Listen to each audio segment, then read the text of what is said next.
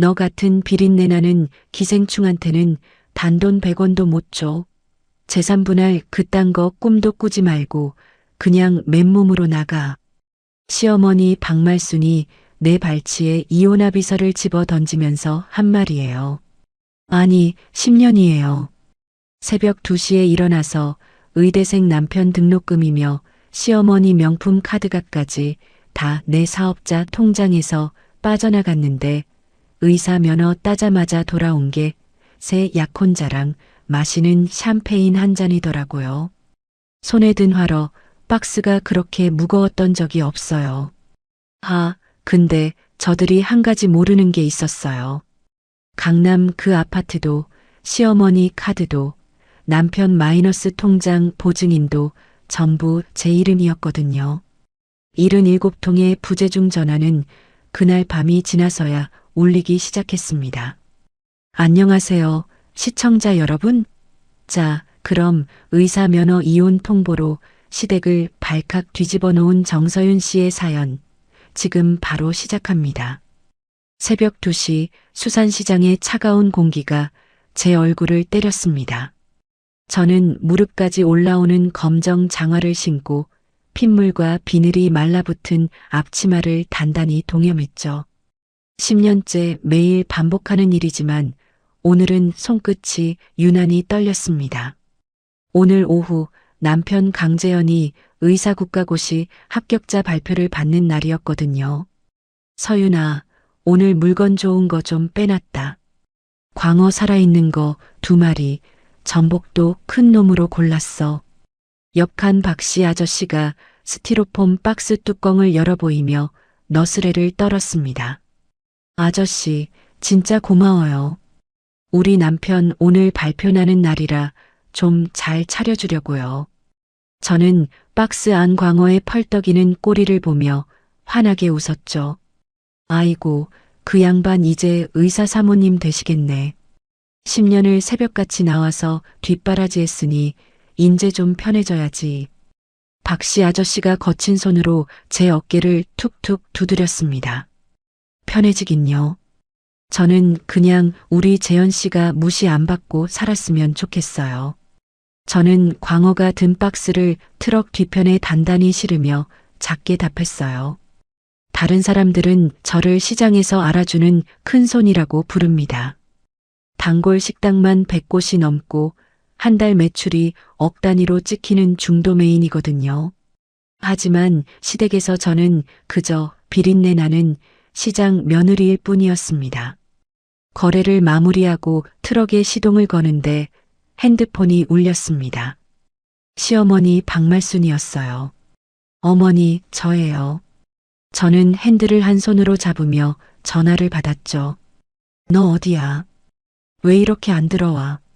박말순의 목소리가 새벽부터 날카로웠습니다. 오늘 일찍 마무리하고 들어가려고 서두르고 있어요. 어머니 좋아하시는 전복도 골라뒀어요. 전복은 됐고 들어올 때 마트 들러서 샴페인이나 한 병 사와. 재현이 합격하면 한잔 해야 할 거 아니야. 네, 어머니. 제일 좋은 걸로 사갈게요. 그리고 들어오면 그 비린내 풍기는 옷부터 벗고 들어와. 어제도 소파에 냄새가 다 배었잖아. 박말순이 혀를 차며 전화를 끊었습니다. 저는 한숨 한 번 쉬지 않고 다시 엑셀을 밟았죠. 이 정도 잔소리는 10년을 들어왔으니 이제는 콧등도 시리지 않았습니다. 오후 4시 합격자 명단이 떴다는 소식이 시장에 먼저 퍼졌어요. 강재현 합격. 저는 그 세 글자를 보자마자 눈물부터 쏟았습니다. 엄마, 됐다. 우리 재현 씨, 됐다. 저는 돌아가신 친정엄마 사진을 떠올리며 혼자 중얼거렸죠. 시장 사람들이 우르르 몰려와 박수를 쳤습니다. 서윤아, 축하해. 진짜 고생했어. 이제 사모님 다 됐네, 사모님. 저는 눈물을 닦으며 화로 박스 2개와 샴페인 한 병을 챙겨 강남 아파트로 차를 몰았습니다. 운전대를 잡은 손이 자꾸 떨렸어요. 이제 정말 끝났다고, 이제부터는 평범하게 살 수 있다고 그렇게 믿었거든요. 현관 비밀번호를 누르고 문을 열었을 때 저는 그 자리에 얼어붙었습니다. 거실에는 박말순이 처음 보는 진주 목걸이를 두르고 활짝 웃고 있었고 강재현은 양복을 빼입은 채 샴페인 잔을 들고 있었어요. 그리고 강재현의 팔짱을 낀 새하얀 원피스를 입은 낯선 여자가 한 명 더 있었습니다. 어머니, 이게 무슨 자리예요? 저는 화러 박스를 든 채로 어렵게 입을 뗐습니다. 왔어 너. 마침 잘 왔다. 박말순이 샴페인 잔을 식탁에 탁 내려놓으며 자리에서 일어났죠. 재현 씨, 이 손님은 누구야? 저는 강재현 쪽을 바라봤습니다. 강재현은 제 얼굴을 보지도 않고 코끝부터 찌푸렸어요. 아, 진짜. 들어오자마자 비린내. 좀 떨어져서 얘기해. 강재현이 손바닥으로 자기 코를 막으며 짜증을 냈습니다. 여보, 손님 계신데 그게 무슨 말이야. 저는 박스를 바닥에 내려놓고 손을 닦으며 다가갔어요. 손님 아니야. 인사해. 윤지수, 내 약혼자야. 강재현이 옆에 선 여자의 허리를 자연스럽게 감싸며 말했죠. 뭐라고? 저는 귀를 의심하며 강재현의 얼굴을 다시 봤습니다. 안녕하세요, 윤지수예요. 재현 오빠 얘기 많이 들었어요. 윤지수라는 여자가 입꼬리를 올리며 저를 위아래로 훑쳤어요. 재현 씨, 지금 무슨 말하는 거야? 약혼자라니. 제 목소리가 가늘게 떨렸습니다. 이정서윤아, 너 정신 차리고 들어. 우리 재현이 오늘부로 너랑 끝이야. 박말순이 식탁 위에 놓여있던 누런 봉투를 집어들었어요. 어머니, 어머니가 왜 그런 말을. 왜냐고. 잘 들어. 우리 재현이는 이제 박정훈 종합병원 원장님 사위 될 사람이야. 윤 원장님이 강남에 병원 차려준다고 했어. 으리으리하게. 박말순이 가슴을 펴고 그 봉투를 제 발치에 던졌습니다. 누런 봉투가 바닥에서 미끄러져 제 장화 끝에 닿았어요. 이게 뭐예요? 이혼합의서야. 재현이 도장은 이미 찍혀 있어. 너만 찍으면 돼. 박말순이 팔짱을 끼고 턱을 치켜들었습니다. 재현 씨, 어머니 말이 진심이야. 대답해봐. 저는 강재현 쪽으로 한 걸음 다가갔어요. 솔직히 말할게. 너랑 같이 다니는 거 창피했어. 강재현이 윤지수의 어깨에 손을 올린 채 저를 똑바로 봤죠. 창피했다고. 의사 친구들 모임 데려가면 너 손에서 생선 냄새나. 옷차림은 또 어떻고. 누가 봐도 시장 아줌마야. 강재현이 입꼬리를 빗둘게 올리며 말했습니다. 내가 그 시장에서 번 돈으로 당신 등록금 다 댔는데. 저는 입술을 깨물며 가까스로 말을 이었어요. 그러니까 기생충 소리 듣는 거지. 박말순이 끼어들었습니다. 의사 남편 피 빨아먹으려고 10년을 들러붙어 있던 거 아니야. 다 안다. 다 알아. 우리 재현이 면허 따자마자 떡고물 떨어질 줄 알고 기다린 거잖아. 박말순이 손가락으로 제 가슴팍을 찌르듯이 가리켰죠. 어머니, 그 말 진심이세요. 진심이지 그럼. 너 같은 비린내 나는 기생충한테는 단돈 100원도 못 줘. 재산 분할 그딴 거 꿈도 꾸지 마. 그냥 맨몸으로 나가. 박말순이 침을 튀기며 소리쳤습니다. 맨몸으로 나가라고요. 그래. 처음 우리 집 들어올 때처럼. 빈손으로 나가. 박말순이 현관문을 가리켰어요. 저는 천천히 허리를 굽혀 바닥에 떨어진 봉투를 주었습니다. 손이 떨릴 줄 알았는데 이상하리만치 차분했어요. 봉투를 열어 합의서를 꺼냈죠. 강재현의 도장이 빨갛게 찍혀 있었습니다. 펜 주세요. 저는 박말순을 향해 손을 내밀었어요. 뭐? 도장 찍을 펜이요. 빨리요. 박말순이 잠깐 멈칫하더니 식탁 위 볼펜을 집어 던지듯 건넸습니다. 저는 식탁 모서리에 합의서를 올려놓고 제 이름 석자를 또박또박 적었어요. 정, 서, 윤. 서명 아래 지장도 꼭 눌러 찍었죠. 여기 있어요. 저는 합의서를 박말순 앞에 내밀었습니다. 어머, 진짜 군말 없네. 역시 본인이 기생충인 거 아는 모양이야. 윤지수가 입을 가리며 키득거렸어요. 옷 챙겨서 나갈게요. 5분만 쓸게요. 저는 강재현 쪽은 쳐다보지도 않고 안방으로 들어갔습니다. 옷장을 열어 작업복 두어 벌과 속옷, 양말 몇 켤레만 작은 가방에 쑤셔 넣었어요. 명품 가방도 보석함도 통장도 손대지 않았죠. 어차피 다 제 돈으로 산 거지만 지금은 이 집에서 단 1초라도 빨리 나가고 싶었습니다. 거실로 나오니 세 사람이 다시 샴페인 잔을 부딪히고 있었어요. 가요. 잘 사세요. 저는 가방을 둘러매고 현관 쪽으로 걸어갔습니다. 야, 정서윤. 가기 전에 화러 박스나 치우고 가. 거실에서 비린내 진동해. 박말순이 손사래를 치며 외쳤죠. 그건 어머니가 알아서 치우세요. 오늘부로 저 며느리 아니잖아요. 저는 처음으로 박말순의 말을 받아쳤습니다. 박말순의 입이 떡 벌어졌어요. 이게 어디서 말대꾸야. 말대꾸 아니에요. 남이라서 그래요. 저는 신발장에서 운동화를 꺼내 신었습니다. 장화는 박말순이 그렇게 싫어했으니 거실 한가운데에 그대로 벗어두고요. 재현 씨, 마지막으로 한마디만 할게. 저는 신발끈을 묶다 말고 강재현을 돌아봤어요. 뭔데? 빨리 말하고 가. 강재현이 귀찮다는 듯이 손목시계를 들여다봤습니다. 오늘 진짜 축하해. 의사 됐네. 저는 진심을 담아 말했어요. 강재현이 잠깐 어리둥절한 표정을 짓더니 곧 코웃음을 쳤죠. 고맙다. 이제 꺼져. 저는 현관문 손잡이를 잡았습니다.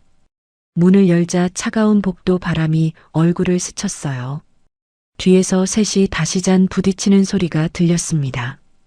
엘리베이터 버튼을 누르고 1층까지 내려오는 동안 저는 한 방울도 울지 않았습니다.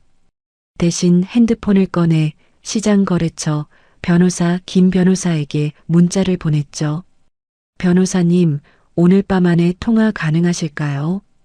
정리할 게 좀 많아요. 답장은 1분도 안 되어 도착했습니다. 언제든지 전화 주세요. 사장님, 저는 핸드폰을 꽉 쥐고 아파트 정문을 빠져나왔어요. 밤바람이 제 작업복 안으로 파고들었습니다. 손끝은 시렸지만 머릿속은 그 어느 때보다 맑았죠.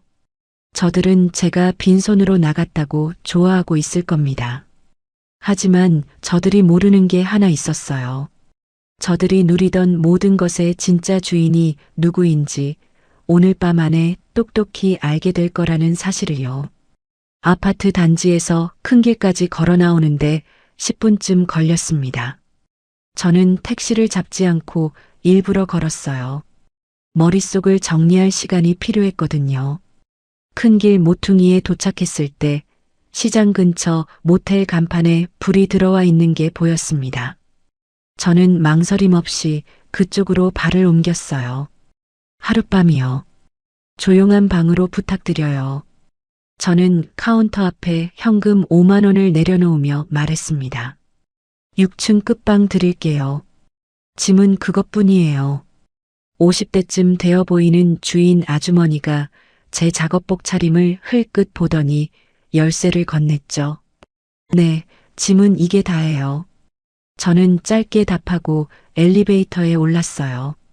방문을 열자마자 저는 가방을 침대에 던지고 노트북부터 꺼냈습니다. 시장 사람들이 다 아는 사실 하나가 있어요. 저 정서윤이 가방에 노트북이 없으면 그건 정서윤이 아니라는 거. 거래처 100곳을 머릿속이 아닌 엑셀로 굴리는 게 제 일이었거든요. 전원 버튼을 누르고 부팅을 기다리는 동안 저는 핸드폰을 들어 김 변호사에게 전화를 걸었어요. 변호사님, 저예요. 사장님 목소리 들으니 다행이네요. 무슨 일이세요? 김 변호사의 목소리에 걱정이 묻어났습니다. 오늘 강재현이랑 이혼했어요. 합의서에 도장 찍고 왔어요. 저는 침대 끝에 걸터 앉으며 짧게 말했죠. 네. 전화기 너머에서 김 변호사가 잠깐 숨을 골랐어요. 제가 잘못 들은 거 아니죠? 사장님, 도장 찍기 전에 저랑 먼저 상의하셨어야죠. 상의할 시간이 없었어요. 거실에 그쪽 약혼자라는 여자까지 데려다 놨더라고요. 저는 침대 옆 작은 책상으로 옮겨 앉으며 답했습니다. 세상에. 그래서 사장님 지금 어디 계세요? 시장 근처 모텔이에요. 변호사님, 지금 제가 정리해야 할 게 많아요. 들어주실 수 있어요. 말씀하세요. 적을게요. 김 변호사의 목소리가 다시 차분해졌어요. 첫째, 강남 아파트요. 그거 제 사업자 명의로 법인 사택 계약되어 있잖아요. 내일 아침에 집주인한테 연락해서 계약 해지할 거예요. 위약금 나올 텐데 괜찮으시겠어요? 위약금 물고서라도 끊을 거예요. 박말순이 그 집에서 단 하루도 더 사모님 행세 못하게 해주세요. 저는 마우스를 클릭해 사업자 통장 내역을 띄우며 말했죠. 알겠습니다. 내일 아침 9시 전에 집주인 연락하시면 제가 바로 옆에서 서류 작성 도와드릴게요. 둘째, 강재현이가 의대생 때 제 사업자 신용으로 뚫어놓은 마이너스 통장 있잖아요. 5천만 원짜리. 네, 연대보증 들어가 있는 거 말씀이시죠? 그거 오늘 밤 안에 연대보증 철회 신청 들어갈 거예요. 은행 앱으로 바로 가능하죠. 가능합니다. 24시간 접수돼요. 다만 사장님, 보증 철회되면 강재현 씨 그 통장 기한 이익 상실돼서 당장 갚으라고 독촉 들어갈 텐데요. 그러라고 하는 거예요. 저는 입꼬리를 살짝 올렸습니다. 네, 알겠습니다. 김 변호사가 잠깐 말을 끊었다가 다시 이었어요. 셋째, 강재현이 오늘 그 여자랑 외도한 거 명백한 유책 사유잖아요. 위자료 청구 소송 준비해 주세요. 액수는 변호사님이 알아서 최대치로 잡아주시고요. 녹취나 증거 사진 같은 거 있으세요? 그건 내일 다시 말씀드릴게요. 일단 준비만 해주세요. 알겠습니다. 사장님, 한 가지만 더요. 신용카드는요?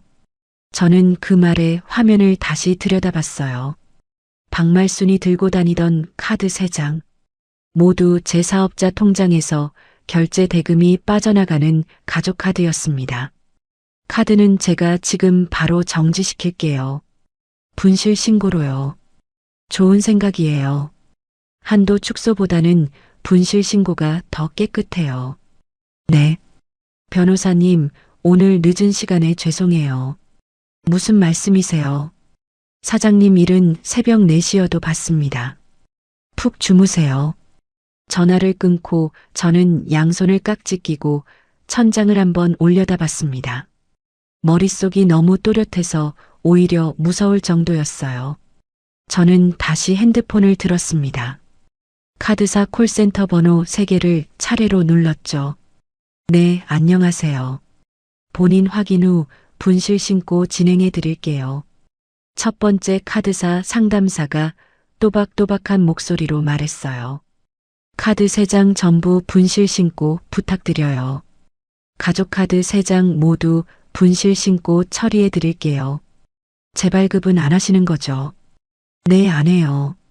그리고 한 가지 더요. 가족카드 등록 자체를 해지해 주세요. 박말순 명의로 된 거 전부요. 본인 카드와 분리해서 가족카드 해지 처리하시려는 거 맞으시죠? 네, 맞아요.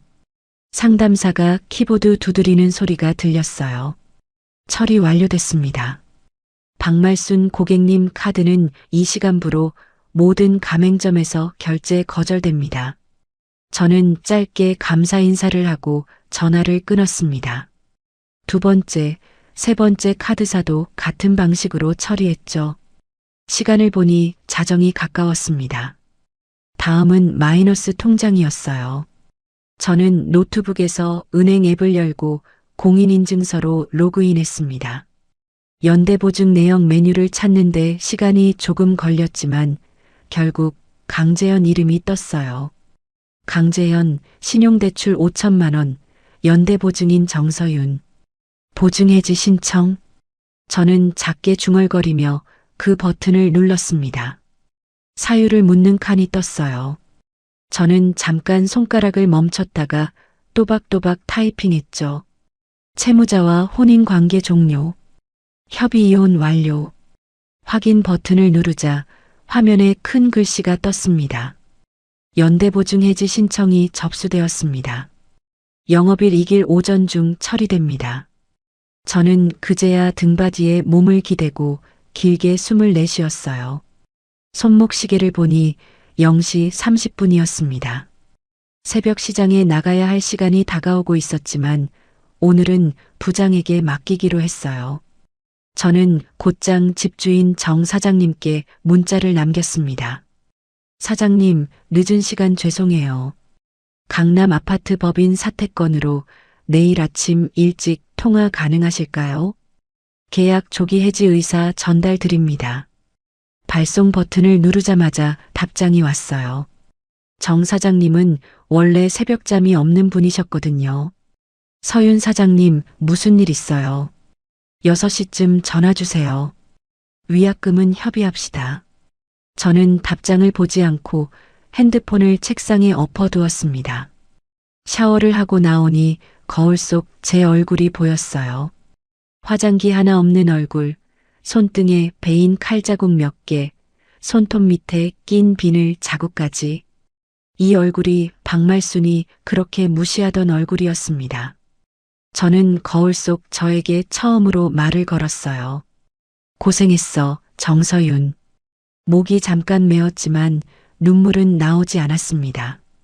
울 시간이 아까웠거든요. 침대에 누우려는데 노트북 화면이 다시 깜빡였어요. 은행에서 온 알림이었습니다. 연대보증 해지 처리 완료. 채무자 통보 예정 일시 2일 오전 9시. 저는 화면을 잠깐 들여다보다가 노트북을 덮었습니다. 새벽 1시쯤이었을까요? 시장 부장에게서 문자가 왔어요. 사장님, 오늘 박씨 사장님이 광어값 결제하셨고요. 내일 새벽 물건 다 준비됐어요. 푹 쉬세요. 저는 답장 대신 짧게 한마디 보냈습니다. 부장님, 내일 새벽은 부장님이 총괄 좀 해주세요. 저 일이 좀 있어서요.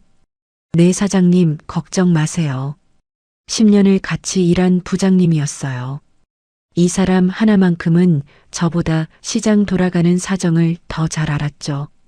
핸드폰을 끄고 침대에 누웠습니다. 천장 벽지의 얼룩이 흐릿하게 보였어요. 지금쯤 강재현은 윤지수와 샴페인을 다 비웠을 겁니다.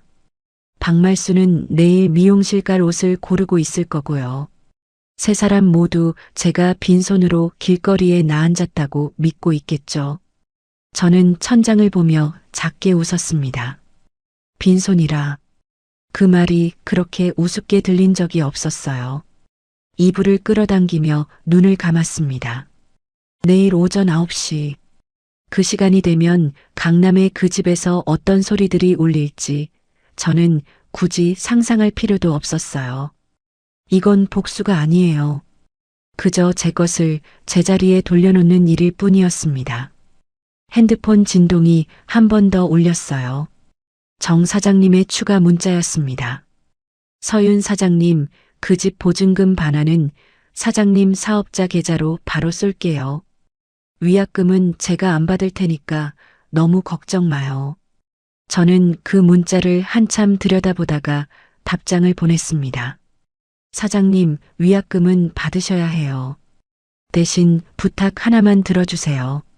내일 아침에 그 집 가서 거기 살고 있는 두 사람한테 당장 짐 빼라고 통보해 주세요. 내용 증명도 같이 보내주시고요. 두 사람이요. 강재현 박사 부부 말씀이세요. 저는 그 표현에 잠깐 입꼬리가 일그러졌습니다. 이제 부부 아니에요. 그냥 무단 점유자 둘이에요. 알겠습니다. 9시 정각에 갈게요. 저는 핸드폰을 베개 옆에 내려놓았어요. 창밖에서 화물차 지나가는 소리가 길게 울렸습니다. 시장이 깨어나는 소리였어요. 저는 두 눈을 감았습니다. 잠은 오지 않았지만 마음만은 이상하리만치 평온했죠. 그때 모텔방 어디선가 시계 초침 소리가 또각또각 들려왔어요. 저는 그 소리에 맞춰 천천히 호흡을 골랐습니다. 9시까지 이제 8시간이 채 남지 않았어요. 아침 8시 50분 저는 모텔방 창가에 서서 따뜻한 믹스커피 한 잔을 손에 쥐고 있었습니다. 창밖으로 출근하는 사람들이 빠르게 지나가는 모습이 보였어요. 저는 핸드폰을 무음으로 바꾸고 책상 위에 엎어두었습니다. 같은 시각 강남 그 아파트에서는 강재현이 막 잠에서 깨어나고 있었어요. 어젯밤 비운 샴페인 2병 때문에 머리가 깨질 듯이 아팠지만 입꼬리는 자꾸만 올라갔습니다. 강재현은 침대 협탁에 놓아둔 핸드폰을 집어들고 윤지수의 번호를 눌렀어요. 여보세요, 지수야. 일어났어. 강재현이 졸음 섞인 목소리로 말했습니다. 하지만 수화기 너머에서는 기계음이 흘러나왔어요. 지금 거신 번호는 없는 번호이거나 수신이 정지된 번호입니다. 강재현은 핸드폰을 귀에서 떼고 화면을 다시 들여다봤죠. 번호는 분명히 윤지수였습니다. 이거 왜 이래? 강재현이 통화 종료 버튼을 누르고 다시 걸었어요. 같은 안내음만 반복됐습니다. 엄마. 강재현이 침실 문을 박차고 나왔어요. 왜 이렇게 시끄러워? 엄마 머리 아파. 박말순이 거실 소파에 앉아 거울을 보며 머리를 매만지고 있었습니다. 엄마, 지수 번호가 안 돼. 없는 번호래. 뭐? 잘못 누른 거 아니야. 10번도 더 눌러봤어. 다 없는 번호래. 강재현의 손이 떨리기 시작했어요. 가만 있어봐. 오늘 강남 그 상가 보러 가기로 했댔지. 거기로 가봐. 인테리어 업자랑 미리 만나 있을지도 몰라. 박말순이 거울을 내려놓으며 차분하게 말했습니다. 그래, 그러자. 옷 입을게. 강재현이 다시 침실로 뛰어들어갔어요. 9시 정각 강남의 어느 낡은 상가 앞에 강재현의 차가 멈춰 섰습니다. 강재현은 차문을 열고 내리자마자 멈춰 섰어요. 주소는 분명히 맞는데 건물은 외벽이 다 갈라지고 창문마다 신문지가 발려있는 폐건물이었습니다. 여기가 아닌가. 강재현이 핸드폰으로 주소를 다시 확인했어요. 맞았습니다. 강재현이 비틀거리며 입구 쪽으로 다가갔어요. 출입문에는 빛바랜 빨간 글씨로 종이가 한 장 붙어 있었습니다. 본 건물 철거 예정. 출입 금지. 강재현이 그 자리에서 무릎을 꿇었어요. 3억이. 강재현이 두 손으로 머리를 부여잡고 그 자리에 주저앉았습니다. 의사 면허증을 받자마자 첫 닥터론으로 빌린 3억. 인테리어 보증금이 필요하다며 윤지수가 알려준 법인 계좌. 의심도 없이 한 번에 송금한 그 돈이 어디로 갔는지 강재현은 이제야 깨달았어요. 같은 시각 강남 명품관 1층 매장에서는 박말순이 친구 2명과 함께 가방을 고르고 있었습니다. 박말순은 며느리에게 그동안 받은 카드의 한도를 자랑하느라 입에 거품이 끼었어요. 이거 얼마짜리야? 까만색으로 줘봐. 박말순이 매대 위 가방을 가리키며 점원에게 손짓했습니다. 네, 사모님. 1,450만 원이에요. 좋네. 결제해. 박말순이 지갑을 열고 카드 한 장을 꺼내 내밀었어요. 잠시만요. 점원이 카드를 단말기에 긁었습니다. 삐 하는 소리가 났어요. 사모님, 이 카드 분실 신고 처리되어 있다고 뜨네요. 점원이 카드를 박말순에게 돌려주며 조심스럽게 말했습니다. 뭐? 무슨 소리야? 어제 잘만 썼는데. 박말순이 카드를 빼앗듯 받아 다른 카드 한 장을 더 꺼냈어요. 이걸로 해. 이것도 안 되는데요. 점원의 얼굴이 곤란해졌습니다. 이상하네. 마지막 하나 있어. 박말순이 세 번째 카드를 내밀었어요. 점원이 다시 단말기에 긁었습니다. 비. 사모님, 세 장 다 분실 신고 처리되어 있어요. 한 번 더 시도하면 카드사에서 자동으로 신고 들어갈 수 있어요. 점원의 목소리가 점점 작아졌습니다. 매장에는 다른 손님 서너 명이 이미 박말순을 쳐다보고 있었어요. 이게 무슨 망신이야. 친구가 보고 있는데. 박말순의 얼굴이 시뻘겋게 달아올랐어요. 말순아, 그냥 가자. 다음에 사면 되잖아. 옆에 서 있던 친구가 박말순의 팔을 잡아 끌었습니다. 가긴 어딜 가. 이거 분명히 뭔가 잘못된 거야. 박말순이 핸드폰을 꺼내 강재현 번호를 눌렀어요. 하지만 신호만 갈 뿐 강재현은 받지 않았습니다. 그러는 사이 매장 매니저가 다가왔어요. 사모님, 죄송하지만 카드사에 직접 문의해 보시는 게 좋을 것 같습니다. 매니저의 정중한 말투에 박말순의 친구들은 슬슬 뒷걸음질 쳤습니다. 가자, 말순아. 사람들이 다 본다.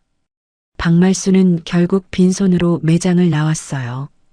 지나가던 손님 하나가 작게 수군거리는 소리가 박말순의 귀에 박혔습니다. 카드 도용한 사람 아니야. 분실 신고된 카드를 세 장이나 들고 있다는 게. 박말순의 다리가 휘청거렸어요. 박말순은 친구들의 손도 뿌리치고 택시를 잡아탔습니다. 박말순이 헐레벌떡 아파트 현관 앞에 도착했을 때 누군가 이미 그 자리에서 박말순을 기다리고 있었어요. 집주인 정 사장님이었습니다. 박말순 여사님 맞으시죠? 정 사장님이 서류 봉투를 들고 정중하게 말을 걸었어요. 누구세요? 비켜요. 나 들어가야 해. 박말순이 손사래를 치며 비밀번호를 누르려고 했습니다. 이 집 집주인입니다. 오늘 오전부로 이 집 법인 사택 계약이 해지됐어요. 여사님, 지금부터 무단 점유자세요. 정 사장님이 봉투를 박말순 손에 쥐어주었어요. 뭐? 무슨 소리야? 우리 집인데. 여사님 집 아닙니다. 정서윤 사장님 사업체 명의로 된 사택이었어요.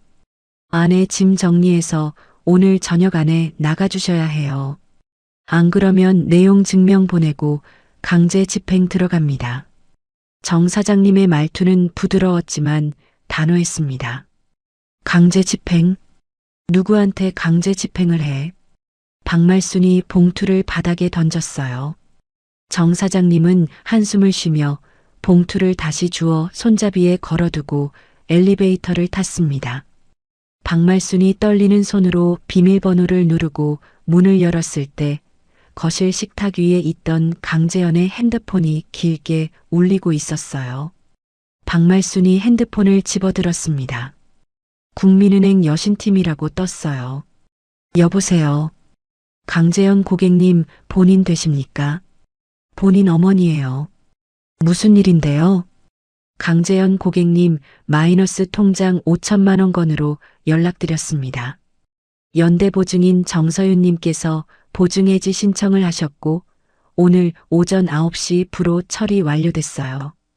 기한 이익 상실에 해당하셔서 오늘 영업시간 내로 원금 전액 상환하셔야 합니다. 은행 직원의 사무적인 목소리가 전화기를 울렸어요. 5천만 원을 오늘 다 갚으라고요. 박말순이 핸드폰을 떨어뜨릴 뻔했습니다. 네, 오늘 17시까지 입금 부탁드립니다. 이후로는 연체 처리되고 신용 등급에 즉시 반영됩니다. 박말순은 그 자리에 주저앉았어요. 무릎이 거실 바닥에 쿵 하고 부딪혔지만 아픈 줄도 몰랐습니다. 비슷한 시각 강재현은 폐건물 앞 차 안에서 핸들을 부여잡고 짐승 같은 소리를 내고 있었어요. 그러다 박말순에게서 연락이 오는 걸 보고 떨리는 손으로 통화 버튼을 눌렀습니다. 엄마, 재현아, 너 어디야? 빨리 집에 와. 빨리. 박말순의 목소리가 갈라져 있었어요. 엄마, 큰일 났어. 지수가 사기꾼이었어. 3억이 날아갔어. 3억이고 5천이고. 너 카드 다 정지됐어. 집도 오늘 빼라잖아. 은행에서 5천만 원 오늘 갚으래. 박말순의 목소리가 비명에 가까웠습니다. 뭐? 무슨 소리야 그게. 빨리 와. 빨리 와서 어떻게 좀 해봐. 전화가 끊겼어요. 강재현은 핸들에 이마를 박은 채 한참을 움직이지 못했습니다. 저는 그 시각 모텔 방에서 책상 위에 엎어둔 핸드폰을 처음으로 뒤집었어요. 부재중 전화 12통, 문자 7통, 강재현 8통, 박말순 4통. 저는 그 화면을 잠깐 들여다보다가 다시 엎어두었습니다. 그리고 따뜻한 물에 다시 커피 한 봉을 풀었어요. 11시쯤이 되자 진동이 더 잦아졌습니다. 저는 한 번도 받지 않았어요. 점심때가 지나자 부재중 전화는 30통을 넘었고 문자는 2자릿수가 되었습니다. 여보, 한 번만 받아줘. 엄마야. 한 번만 통화하자. 엄마가 잘못했어. 서윤아, 정말 잘못했어. 살려줘. 저는 문자 하나하나를 천천히 읽었어요. 밤이 깊어갈수록 문자의 어조가 달라졌습니다. 처음에는 사무적이던 강재현의 말투가 점점 비굴해졌고 박말순의 글에는 맞춤법이 무너지기 시작했어요. 밤 11시 저는 핸드폰을 손에 들고 침대에 누웠습니다. 화면에는 부재중 전화 77통이라는 숫자가 떠 있었어요. 저는 그 숫자를 한참 들여다봤습니다. 77이라는 숫자가 묘하게 머릿속에 박혔어요. 저는 손가락으로 화면을 천천히 위로 올렸습니다. 강재현 번호 옆에 있는 작은 점 3개를 눌렀어요. 번호 차단. 확인. 다음은 박말순. 번호 차단. 확인. 혹시 모를 다른 번호들까지 박말순 친구들 번호, 강재현 친구들 번호 몇 개를 더 차단 목록에 추가했죠. 화면이 깨끗해졌습니다. 방금까지 끊임없이 울리던 진동이 거짓말처럼 멈췄어요. 저는 핸드폰을 충전기에 꽂고 침대 머리맡에 내려놓았습니다. 창밖에서 야시장 호객 소리가 멀리서 들려왔어요. 저는 천천히 이불을 끌어당겼습니다. 오늘 하루가 무척 길었지만 단 한 번도 후회하지 않았어요. 저들이 누리던 모든 것이 누구의 것이었는지 이제는 저들의 몸이 먼저 기억하게 될 겁니다. 저는 눈을 감았어요. 시장 새벽이 다시 시작될 때까지 4시간 남짓 남아 있었습니다. 새벽 4시 저는 다시 장화를 신고 시장에 섰습니다. 부장님이 어제 일을 다 알고 있는 듯한 눈빛으로 저를 바라봤어요. 사장님, 오늘은 그냥 사무실에 계세요. 현장은 저희가 다 합니다. 부장님이 두툼한 손으로 제 어깨를 짚었습니다. 아니에요. 오늘도 광어 잘 떼와야 해요. 매일 하던 일이잖아요. 저는 웃으며 부장님 어깨를 마주 두드렸어요. 시장 사람들이 하나둘 인사를 건네왔습니다. 어제 그 일이 시장 바닥에 다 퍼졌다는 걸 저는 굳이 묻지 않아도 알았어요. 같은 시각 강재현은 경찰서 지능범죄수사팀 책상 앞에 앉아 있었습니다. 밤새 한숨도 못 잔 강재현의 얼굴은 핏기 하나 없었어요. 강재현 씨, 윤지수라는 이름은 가명일 가능성이 큽니다. 40대 후반쯤 되어 보이는 형사가 종이를 한 장 내밀었어요. 가명이라뇨? 신분증도 봤어요. 사진도 똑같았어요. 강재현이 침을 삼키며 답했습니다. 그 신분증도 위조였을 거예요. 강재현 씨 말씀 듣고 조회해 보니까 같은 수법으로 이번 달에만 의사 7명이 당했어요. 다 간면허 딴 분들이에요. 7명이요.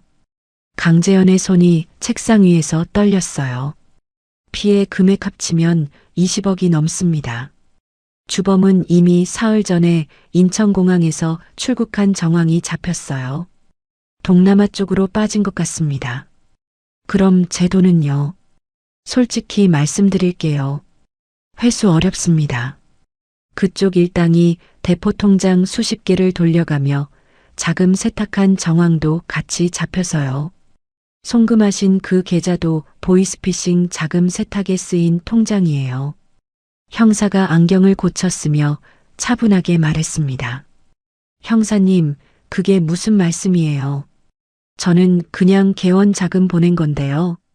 강재현 씨 입장은 알겠는데 그 계좌가 범죄 자금 흐름에 엮여 있다 보니까 강재현 씨 명의의 계좌가 오늘부터 전부 거래 정지 처분 들어갑니다.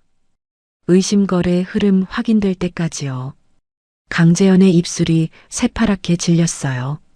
제 계좌 전부요. 저 오늘 5천만 원 갚아야 해요. 그 부분은 은행하고 따로 협의해 보세요. 저희가 도와드릴 수 있는 부분이 아닙니다. 형사가 다음 사람 부르겠다는 듯이 일어섰습니다. 강재현은 어그적 일어나 경찰서 복도를 빠져나왔어요. 지나가던 다른 형사들이 강재현을 흘끔거리는 시선이 따가웠습니다. 강재현은 그 길로 페이닥터로 출근하기로 한 마포 쪽 종합병원으로 향했어요. 인사과에서 첫 출근 인사를 하고 가운만 받으면 되는 일이었습니다. 그 가운 하나만 입으면 다시 살아날 수 있을 거라는 헛된 희망이 강재현의 발을 끌었어요.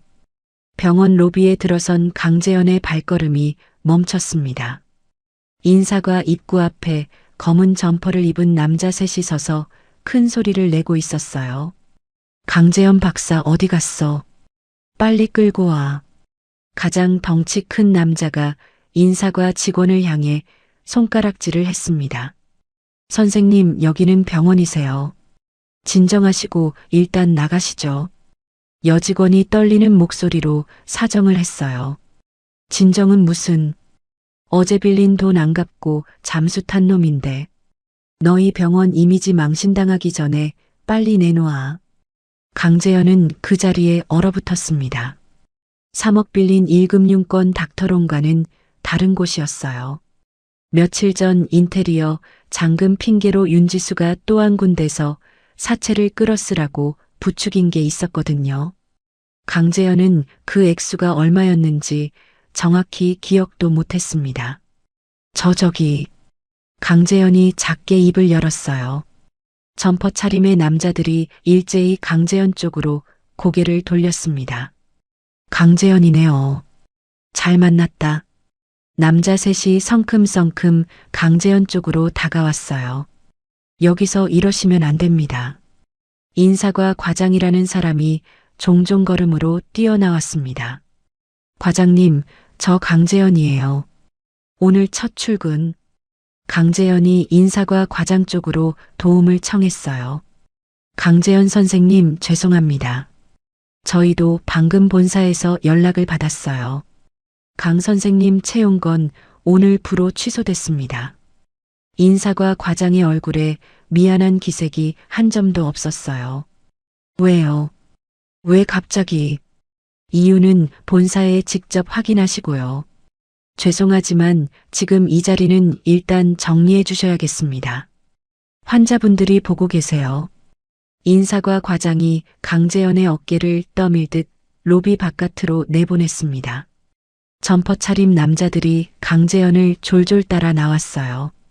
강 박사, 우리 사장님이 그러시던데 오늘 안에 이자 800만 원만 가져와도 봐주신대. 어디서든 구해와. 남자 중 하나가 강재현의 옷깃을 잡고 흔들었습니다. 제가 지금 가진 게 하나도 없어요. 정말이에요. 강재현이 손바닥을 펴보였어요. 그건 우리 알 바 아니고 저녁 7시까지 못 가져오면 너희 어머니 사는 집까지 찾아간다. 남자가 강재현의 가슴팍을 손바닥으로 툭 치고는 일행과 함께 사라졌습니다. 강재현은 병원 화단 옆에 주저앉아 양손에 얼굴을 묻었어요. 같은 시간 박말순은 친구 김순자에게 전화를 돌리고 있었습니다. 순자야, 나야 말순이. 박말순이 거실 바닥에 무릎을 꿇은 채 핸드폰을 잡고 있었어요. 말순아. 무슨 일이야? 김순자의 목소리가 평소보다 차가웠습니다. 순자야, 내가 이런 부탁 안 하려고 했는데 한 1,000만 원만 빌려줄 수 있어? 진짜 한 달 안에 갚을게. 박말순이 떨리는 손으로 입가를 가렸어요. 말순아, 너 솔직히 말해봐. 너희 며느리 내쫓았다며. 어제 명품관에서도 카드 정지된 거 다 봤다는 사람이 있어. 김순자가 한숨을 푹 쉬었습니다. 그게 아니라 그건 동네 사람들이 다 그러더라. 의사 며느리 만들겠다고 시장 며느리 내쫓더니 사기 한 번에 알거지 됐다고. 미안한데 나도 그런 집에 돈 빌려줄 형편 안 돼. 뚝 전화가 끊겼어요. 박말순은 핸드폰을 한참 들여다보다가 다음 번호를 눌렀습니다. 다음 친구도 그 다음 친구도 마찬가지였어요. 5번째 친구에 이르렀을 때는 아예 신호조차 가지 않았습니다. 이미 박말순의 번호를 차단한 것 같았어요. 박말순이 핸드폰을 거실 바닥에 내던졌습니다. 플라스틱 케이스가 깨지는 소리와 함께 박말순의 입에서 울음소리가 새어나왔어요. 이게 다 그 여우 같은 정서윤이 짓이야. 다 그년이 했어. 박말순이 바닥을 손바닥으로 내려치며 흐느꼈습니다. 저녁 7시 무렵 강재영과 박말순은 짐도 제대로 못 챙긴 채 거리에 나섰어요. 정 사장님 쪽에서 보낸 직원들이 오후 내내 짐을 박스에 담아 1층 주차장에 옮겨놓은 상태였습니다. 박말순이 평생 모은 명품 가방들과 보석 상자들이 우중충한 갈색 박스 안에 처박혀 있었어요. 엄마, 일단 어디라도 가야 해. 강재현이 박말순의 팔을 잡고 일으켰습니다. 어디로 가? 우리 갈 데가 어디 있어? 박말순이 박스를 끌어안고 흐느꼈어요. 찜질방이라도 가자. 그것마저 안 되면 길에서 자야 해. 강재현이 박스 하나를 들어보려 했지만 손에 힘이 들어가지 않았습니다. 결국 두 사람은 짐의 절반 이상을 주차장에 그대로 두고 옷까지만 든 박스 2개를 끌고 지하철역으로 향했어요. 강재현의 카드도 막혀 있었지만 다행히 어제 윤지수에게 사주려고 뽑아둔 현금 30만 원이 양복 안주머니에 그대로 남아 있었습니다. 두 사람이 며칠 만에 도착한 곳은 외곽의 한 반지하 방이었어요. 한 달 보증금 300, 월세 35. 보증금조차 모자라서 강재현이 손목시계를 잡혀 겨우 마련한 돈이었습니다. 방문을 열자 곰팡이 냄새가 훅 끼쳤어요. 박말순이 코를 막고 뒷걸음질을 쳤습니다. 이런 데서 사람이 어떻게 살아? 박말순이 다시 흐느끼기 시작했어요. 엄마, 며칠만 참아. 일단 자리만 잡고 다시 일어서면 돼. 강재현이 박말순의 어깨를 다독였습니다. 입으로는 어머니를 다독였지만 강재현의 눈동자에는 초점이 없었어요. 저는 그 시간 모텔에서 노트북을 정리하고 있었습니다. 오늘 거래 마감 정산이 끝났고 부장님이 보낸 일일 매출표가 막 도착한 참이었어요. 핸드폰이 한번 짧게 울렸습니다. 김 변호사였어요. 사장님, 강재현 씨 한쪽 카드사에서 빚 독촉 부서로 채권이 넘어갔어요. 그리고 강재현 씨가 오늘 오후 명문병원 채용도 취소됐다는 소식이 들립니다. 김 변호사의 목소리에 살짝 놀란 기색이 묻어났어요. 네, 알고 있어요. 하루 만에 그렇게 됐네요. 저는 짧게 답했습니다. 위자료 청구 소장은 다음 주 월요일에 법원 접수합니다. 외도 입증 자료 사장님이 시장 사람들 통해서 전에 모아두신 거 그대로 쓸 거고요. 더 보탤 자료 있으면 이번 주말까지 보내주세요. 네, 보낼게요. 한 가지 더요. 두 사람 다음 주소 확보해 주세요. 짐 다 빠진 거 확인은 했지만 어디로 갔는지는 알아야 해서요. 알겠습니다. 흥신소 안 쓰고 합법적으로 알아낼 수 있는 방법이 있으니까 걱정 마세요. 전화를 끊고 저는 노트북을 덮었어요. 창밖으로 어둠이 깊어가고 있었습니다. 어딘가에서 박말순이 곰팡이 핀 벽지를 바라보며 울고 있을 거고 강재현은 양손으로 머리를 부여잡고 있을 거예요. 저는 그 광경을 굳이 떠올리려 하지 않았습니다. 대신 시장 부장님이 보낸 매출표를 다시 펼쳐봤어요. 오늘 매출 1억 2,700만 원. 어제보다 광어 단가가 좋게 나왔다는 메모가 끝에 달려 있었습니다. 저는 매출표 위에 짧게 한 줄을 적었어요. 부장님, 다음 주에 회의 잡읍시다. 법인 전환 얘기 시작합시다. 저장 버튼을 누르고 노트북을 닫았습니다. 모텔방의 작은 시계가 9시 정각을 가리키고 있었어요. 반지하 단칸방에서 일주일이 흘렀습니다. 저는 그 사이 모텔에서 시장 근처의 작은 오피스텔로 거처를 옮겼어요. 방은 좁아도 햇볕이 잘 드는 곳이었습니다. 새벽 3시, 저는 평소처럼 시장 사무실 앞에서 부장님과 그날의 주문서를 맞춰보고 있었어요. 오늘은 단골 식당 한 곳에서 특별 주문이 들어와 광어 80상자, 전복 200kg가 한꺼번에 나가는 큰 거래가 있는 날이었습니다. 사장님, 트럭 3대 다 준비됐어요. 부장님이 손에 무전기를 들고 분주하게 움직였어요. 네, 부장님. 결제는 현금으로 한 번에 받기로 했어요. 5,800만 원이에요. 역시 사장님이라니까. 부장님이 환하게 웃었습니다. 그때 시장 입구 쪽에서 작은 소동이 일었어요. 경비실 아저씨가 누군가를 막아서고 있는 모습이 멀리서 보였습니다. 여기 외부인 출입 통제예요. 무슨 일이세요?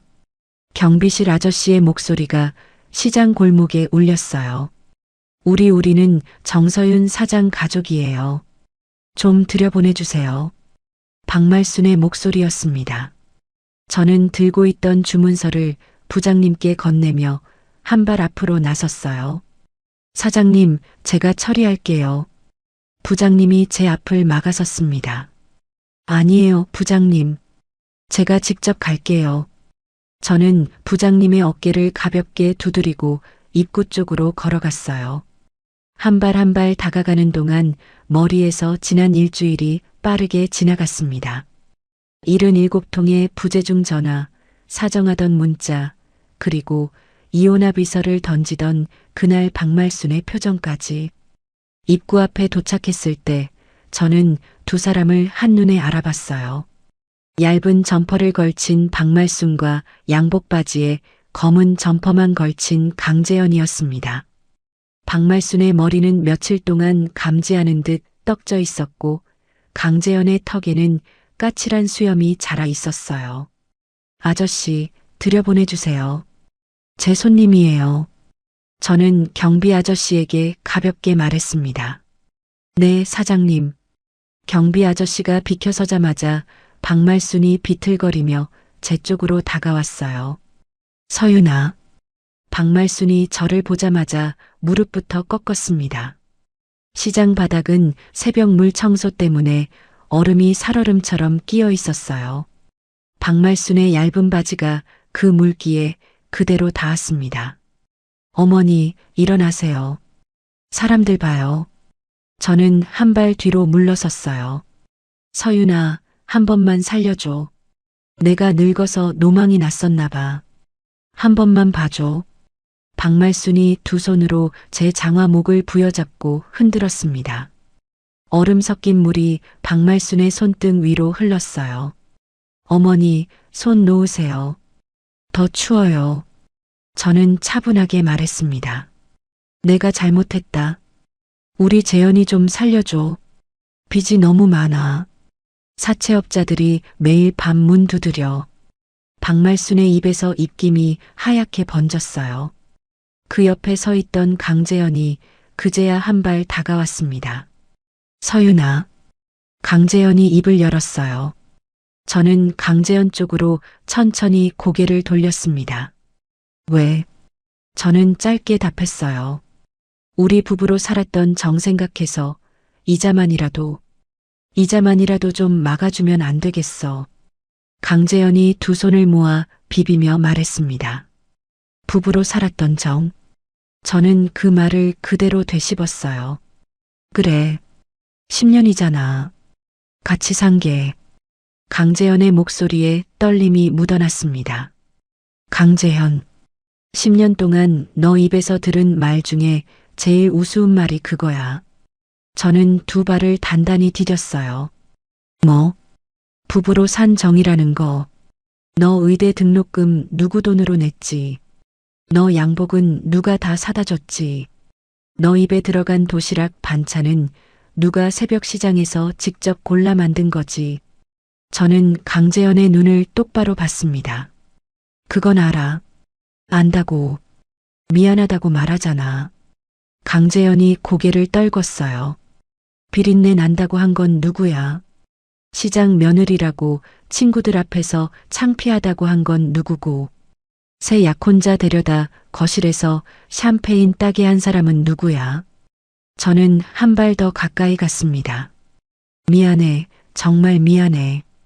강재현이 무릎을 꺾으려 했어요. 무릎 꿇지 마. 더 추해 보이니까. 저는 단호하게 말렸습니다.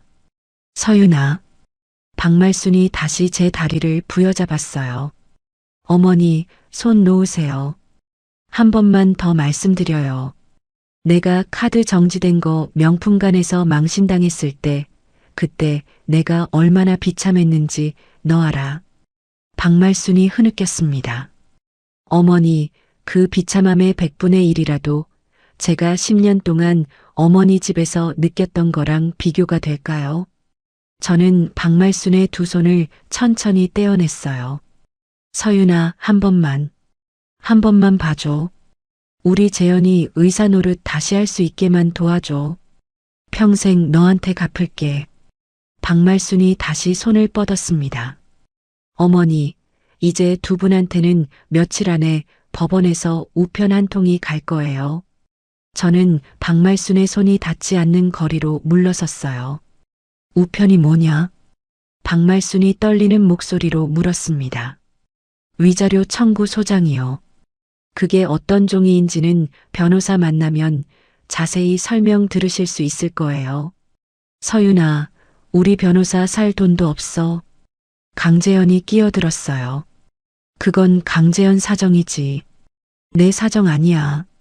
저는 강재현 쪽을 한번 흘끗 봤습니다. 서윤아, 진짜 한 번만. 박말순이 다시 무릎걸음으로 다가왔어요. 저는 부장님 쪽을 향해 손짓을 했습니다.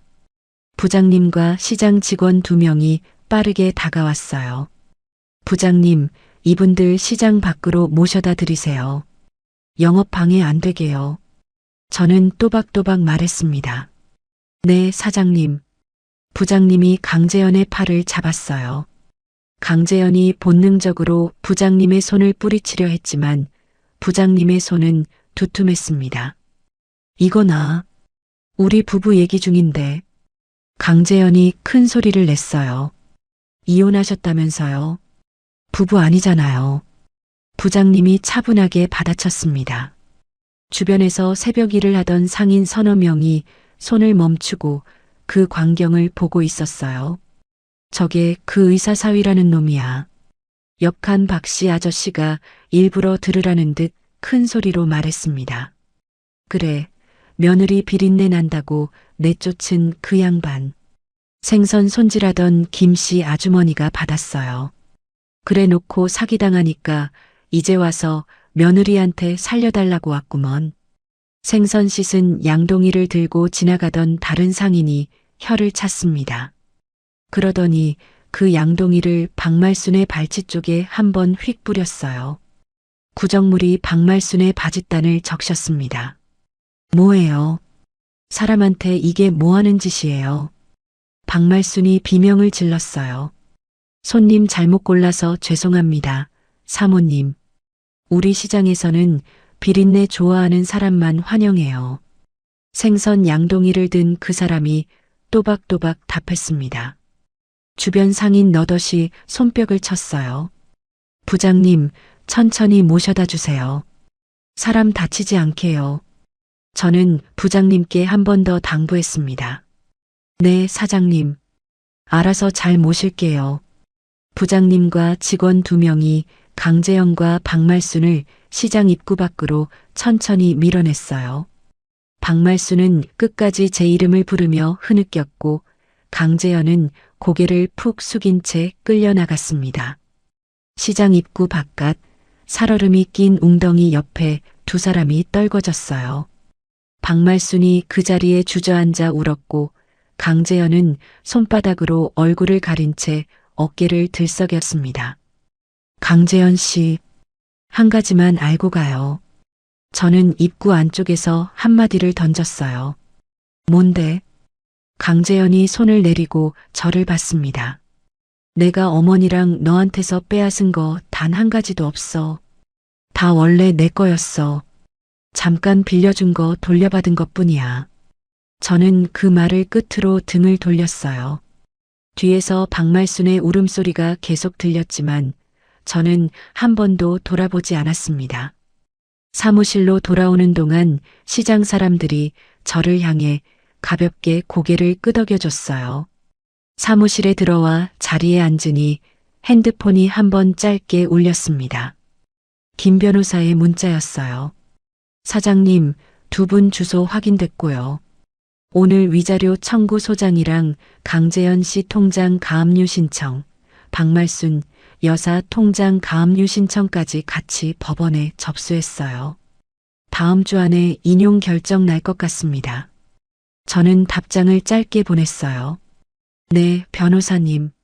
수고하셨어요. 가압류 인용되면 바로 알려주세요. 답장을 보내고 의자 등받이에 몸을 깊이 기댔습니다. 창밖에서 새벽 트럭들이 짐을 싣고 시장을 빠져나가는 소리가 들렸어요. 오늘 광어 80상자가 다 나가고 나면 오후에는 부장님과 법인 전환회의가 있는 날이었습니다. 저는 책상 서랍을 열어 빳빳한 새 사업자 등록 신청 양식을 꺼냈어요. 법인명 칸은 아직 비어 있었습니다. 저는 펜을 들고 그 칸 위에 잠깐 손을 멈췄어요. 이름은 천천히 신중하게 짓기로 마음먹었습니다. 핸드폰이 다시 한번 울렸어요. 부장님이 보낸 사진 한 장이었습니다. 오늘 첫 트럭이 무사히 식당 앞에 도착해 짐을 내리고 있는 모습이었어요. 저는 그 사진을 잠깐 들여다보다가 핸드폰을 책상 옆에 내려놓고 다시 양식 쪽으로 시선을 옮겼습니다. 법원에서 가압류 결정문이 도착한 건 시장에서 2 사람을 돌려보낸 지 사흘 뒤였습니다. 김 변호사가 보낸 등기 우편 봉투를 뜯는 제 손은 평소보다 조금 느렸어요. 사장님, 어제 가압류 집행관이 그 반지하 방에 다녀왔다고 합니다. 김 변호사가 전화 너머에서 차분하게 보고를 했습니다. 뭐 압류할 게 있었나요? 거기. 저는 책상 위 서류를 정리하며 물었어요. 강재현 씨 명의 중고차 한 대 있더라고요. 그거 묶었고요. 박말순 여사 비상금 통장 하나도 잡았어요. 잔액이 87만 원이라네요. 87만 원이요. 저는 짧게 웃었습니다. 그게 박말순 여사가 평생 모은 비상금 같아요. 김 변호사가 덧붙였어요. 네, 알겠어요. 변호사님, 다음 진행 부탁드려요. 저는 전화를 끊고 의자 깊숙이 기댔습니다. 같은 시각 반지하 단칸방. 박말순은 이불 위에서 다리를 끌어모은 채 앉아 있었어요. 중고차와 비상금 통장이 묶였다는 소식을 강재현이 변호사에게 전에 듣고 온 직후였습니다. 엄마, 그 통장에 87만 원밖에 없었어. 강재현이 외투를 벗으며 물었어요. 그게 다였어. 박말순이 작게 답했습니다. 엄마, 평생 사모님 행세하면서 비상금이 그것밖에 없었다고. 강재현의 목소리가 조금 높아졌어요. 내가 살림했지. 내가 돈을 벌었어. 너 엄마한테 그런 말 하지 마. 박말순이 고개를 들어 강재현을 쏘아봤습니다. 엄마가 살림한 돈도 다 누구 돈이었어. 강재현이 그 말을 던지자마자 박말순의 입이 다물어졌어요. 방 안에 잠깐 침묵이 흘렀습니다. 재현아, 엄마 이제 일 좀 알아볼게. 박말순이 처음으로 그 말을 입에 올렸어요. 엄마가 무슨 일을 해? 강재현이 한숨을 쉬었습니다. 앞집 아줌마가 그러는데 골목 끝에 고깃집이 주방 보조 구한다더라. 하루 5만 원씩 준대. 박말순이 떨리는 손을 비비며 말했어요. 다음 날 새벽 6시 박말순은 머리에 수건을 두르고 고깃집 주방에 섰습니다. 박말순이 들고 있는 솔은 어른 손바닥 2배 크기였어요. 주방 한쪽에는 어젯밤 손님들이 다 먹고 간 불판이 30개 넘게 쌓여 있었습니다. 여사님, 이거 1시간 안에 다 닦으셔야 해요. 7시 반에 점심 장사 준비 시작해야 하니까요. 식당 사장이 박말순의 손에 고무장갑을 던지듯 건넸어요. 사장은 박말순보다 10살 정도 어려 보이는 여자였습니다. 네. 박말순이 작게 답했어요. 내라고만 하지 마시고요. 일이 손에 익을 때까지는 옆에서 제가 좀 봐야겠어요. 사장이 팔짱을 끼고 박말순의 옆에 섰습니다. 박말순이 첫 번째 불판을 솔로 박박 닦기 시작했어요. 기름때가 솔 끝에서 미끄러질 뿐 잘 닦이지 않았습니다. 여사님, 그렇게 닦으면 평생 가도 안 닦여요. 손에 힘 더 줘서 이렇게. 사장이 박말순의 손을 잡아 솔을 강하게 눌렀어요. 박말순의 손목이 휘청거렸습니다. 이렇게 3개요. 박말순이 떨리는 목소리로 되물었어요. 여사님, 처음이라 그러시는 거 알겠는데 우리 가게는 시간이 돈이에요. 1시간 안에 못 끝내시면 일당 절반밖에 못 드려요. 사장이 다음 불판 쪽으로 자리를 옮겼습니다. 박말순의 손등에 식은땀이 맺혔어요. 이마에서도 굵은 땀방울이 흘러내려 콧등을 타고 떨어졌습니다. 박말순이 평생 닦아본 거라곤 자신의 화장대 거울 뿐이었어요. 30분쯤 지났을 때 사장이 다시 다가왔습니다. 여사님, 5개밖에 못 닦으셨네요. 25개 남았어요. 30분 안에 다 끝내실 수 있겠어요. 사장의 목소리에 짜증이 묻어났어요. 이게 손에 안 익어서요. 좀만 더 하면 빨라질 것 같아요. 박말순이 등을 펴며 답했습니다. 여사님, 그 솔질로는 평생 못 닦으세요. 손목 좀 더 쓰시고요. 그리고 자세도 너무 꼿꼿해요. 허리 좀 숙이세요. 사장이 박말순의 어깨를 손가락으로 톡톡 두드렸어요. 이거 사람 부리는 솜씨가 너무하네요. 처음 온 사람한테. 박말순의 입에서 자기도 모르게 그 말이 새어나왔습니다. 사장의 얼굴이 굳었어요. 뭐라고요? 아니, 그게. 여사님, 지금 사장한테 부리는 솜씨가 어쩌고 하셨어요. 사장이 팔짱을 풀고 박말순을 똑바로 봤습니다. 제가 그런 뜻은 아니고요. 박말순이 소를 든 채 우물거렸어요. 여사님, 댁이 어떤 댁이었는지 모르겠는데 우리 가게에서는 사장이 일 가르치는 거 당연한 거예요. 그게 부린다고 표현될 일은 아니에요. 사장의 말투가 차가워졌습니다. 내가 너무 오래 사모님 소리 듣고 살아서 그래요. 미안해요. 박말순이 소를 내려놓으며 2 손을 모았어요. 여사님, 그 사모님 소리, 이 주방에서는 통하지 않아요. 그리고 한 가지 더요. 저한테 미안하다고 말씀하실 게 아니라 이 불판 25개한테 미안하다고 하셔야 해요. 사장이 박말순이 들고 있던 소를 다시 박말순의 손에 쥐어주었습니다. 네. 박말순이 다시 소를 잡았어요. 그 후로 박말순은 1시간 동안 입을 다물고 불판을 닦았습니다. 하지만 손목에 힘이 들어가지 않는 박말순의 솔질은 도저히 속도가 나지 않았어요. 점심 장사가 시작될 시간이 되었을 때 불판은 아직 절반밖에 닦이지 않은 상태였습니다. 여사님, 안 되겠어요. 오늘은 일당 2만 원 드릴 테니까 그만 가세요.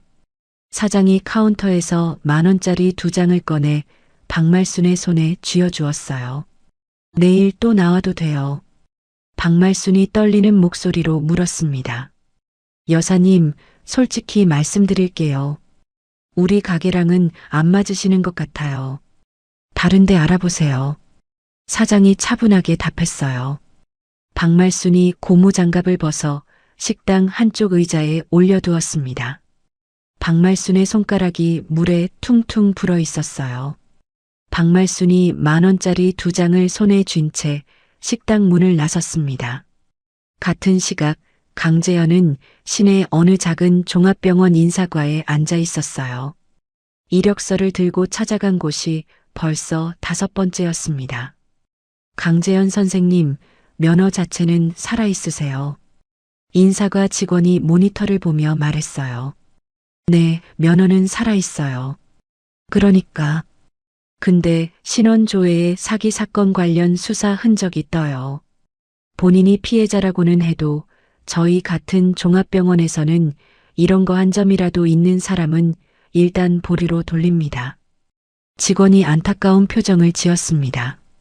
그건 제가 사기당한 거예요. 가해자가 아니라. 강재현이 책상을 가볍게 짚으며 답했어요. 네, 알아요. 알지만 저희 인사 규정이 그래요. 죄송합니다. 직원이 강재현의 이력서를 봉투에 다시 넣어 돌려주었습니다. 강재현이 봉투를 받아들고 병원을 나섰어요. 거리에 나오자 강재현은 멍하니 보도블록을 내려다봤습니다. 의사가운을 입어볼 수 있는 길이 그렇게 또 한 군데 막혔어요.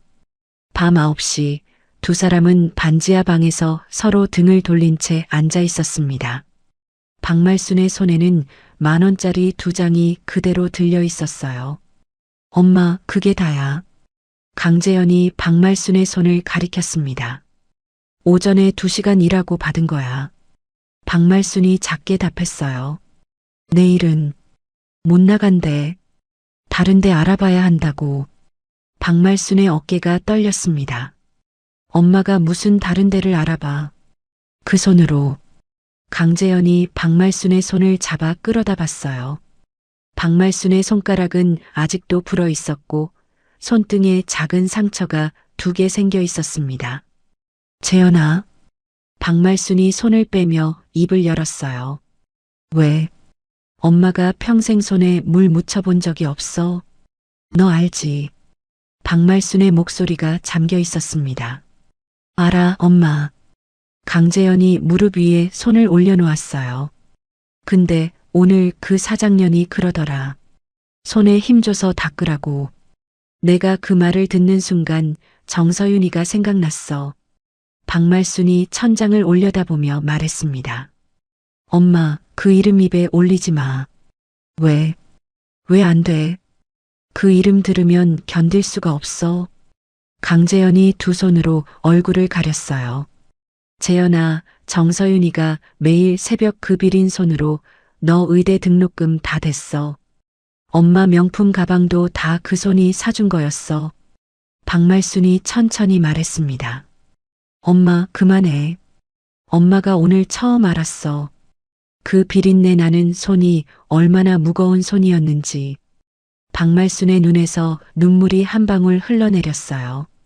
엄마, 진짜 그만하라고. 강재현이 자리에서 일어나 벽 쪽으로 돌아섰습니다. 박말순은 손에 쥔 2만 원을 베개 밑에 끼워 넣었어요. 강재현은 벽을 향해 한참을 서 있다가 결국 그대로 자리에 누웠습니다. 두 사람은 그날 밤 한마디도 더 나누지 않았어요. 며칠 뒤 늦은 밤 사채업자들이 반지하 방문을 다시 두드렸습니다. 쾅, 쾅, 쾅. 강재현, 이자 2달치 밀렸다. 오늘 어떻게든 해결해라. 문 너머에서 굵은 목소리가 울렸어요. 형님, 진짜로 다음 주에. 강재현이 작게 답했습니다. 다음 주는 무슨, 너희 어머니 일하시던 식당도 그만뒀다며. 거기까지 우리가 확인했어. 남자가 문을 한 번 더 걷어찼어요. 박말순이 입을 두 손으로 막고 흐느꼈습니다.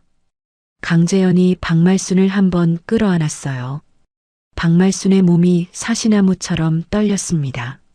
남자들이 한참 문을 두드리다가 결국 발걸음을 옮겼어요. 박말순이 강재현의 품에서 빠져나오며 헛구역질을 했습니다. 엄마, 엄마. 강재현이 박말순의 등을 두드렸어요. 박말순의 입에서 거품이 새어나왔습니다. 강재현이 박말순을 등에 업고 무료 공공의료원 응급실로 뛰어갔어요. 강재현의 입에서 자신도 모르게 한 사람의 이름이 새어나왔습니다. 서윤아, 서윤아. 하지만 그 이름을 받아줄 사람은 어디에도 없었어요. 박말순이 응급실 침대에 누운 그 시각, 저는 시장 사무실에서 본부장님과 마주 앉아 있었습니다. 책상 위에는 새 사업자 등록 양식이 놓여 있었어요. 사장님, 법인명 정하셨어요. 본부장님이 펜을 내밀며 물었습니다. 네, 정했어요. 저는 펜을 받아 양식 위에 빈칸에 또박또박 적었어요. 서윤 수산물 유통 주식회사. 서윤이라는 이름 그대로 가시네요. 본부장님이 살짝 웃었습니다. 네, 본부장님. 이 이름이 좋아요. 저는 펜 끝으로 그 이름을 한 번 더 따라 그렸어요. 이 이름이 한때 비린내 난다고 무시당하던 이름이었습니다. 이제는 시장 한복판에 큰 간판으로 걸릴 이름이었어요. 거래처 사장들이 다 동참하기로 했어요. 100곳 중에 87곳이 독점 납품 계약하기로 했고요. 본부장님이 또 다른 서류 한 묶음을 책상 위에 올렸습니다. 87곳이요. 저는 그 숫자에 잠깐 입가에 웃음이 번졌어요. 네. 다들 그러더라고요. 사장님처럼 정직하고 물건 좋게 대주는 중도매인 다시 없다고요. 본부장님이 환하게 웃었습니다. 저는 서류를 가만히 들여다봤어요.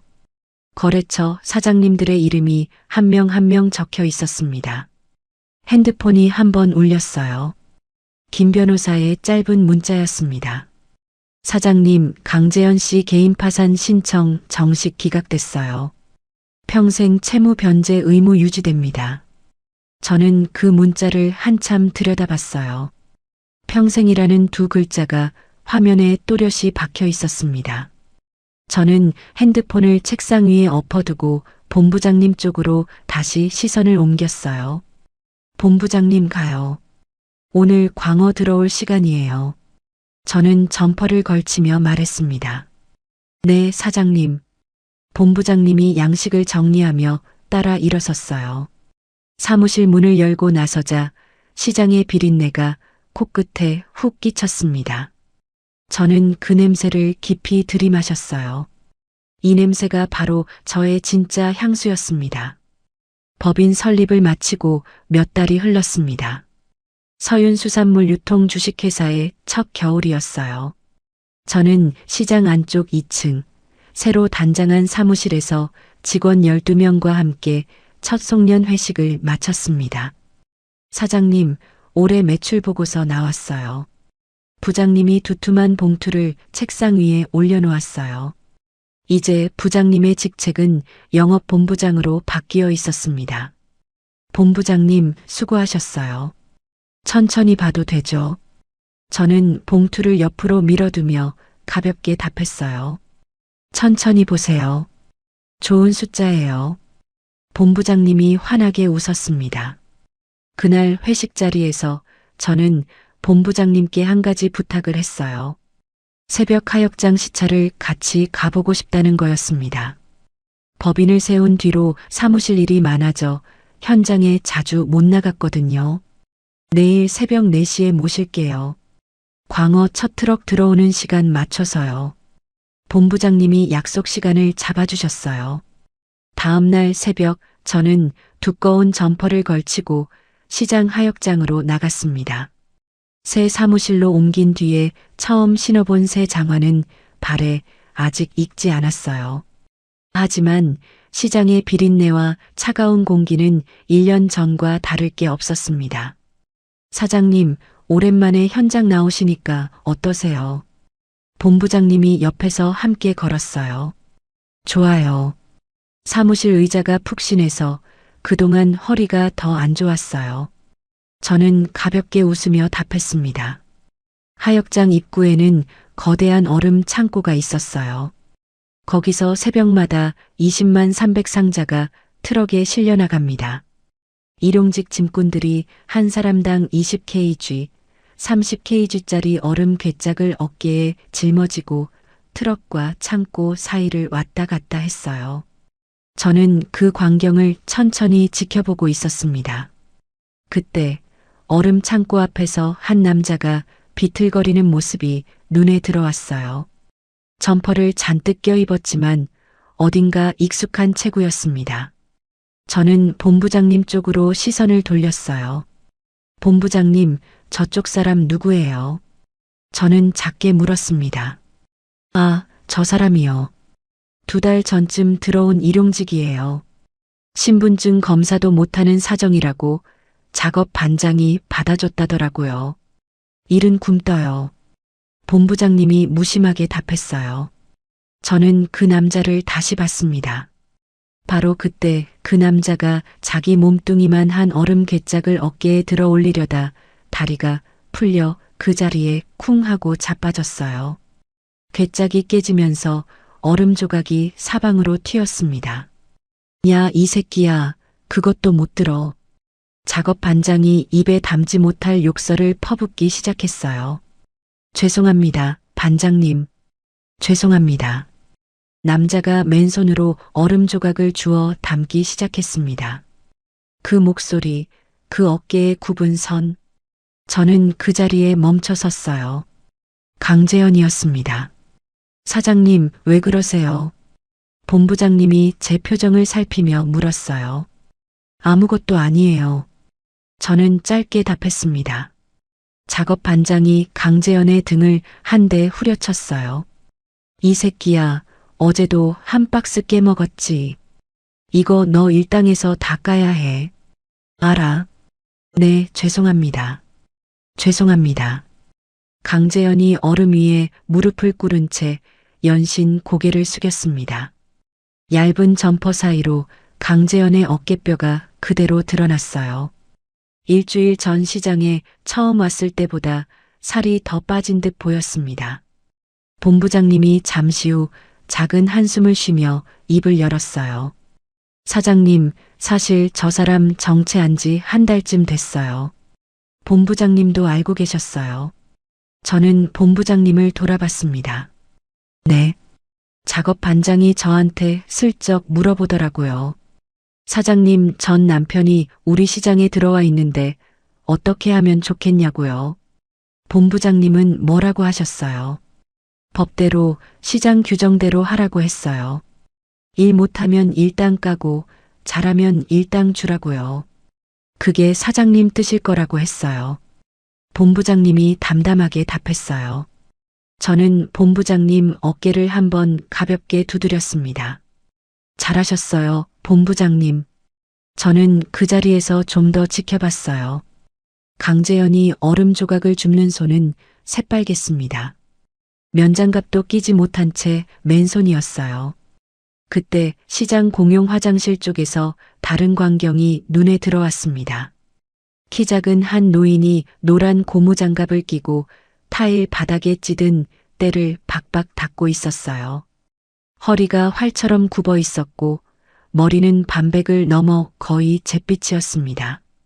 저는 그쪽으로 한 걸음 더 다가갔어요. 박말순이었어요.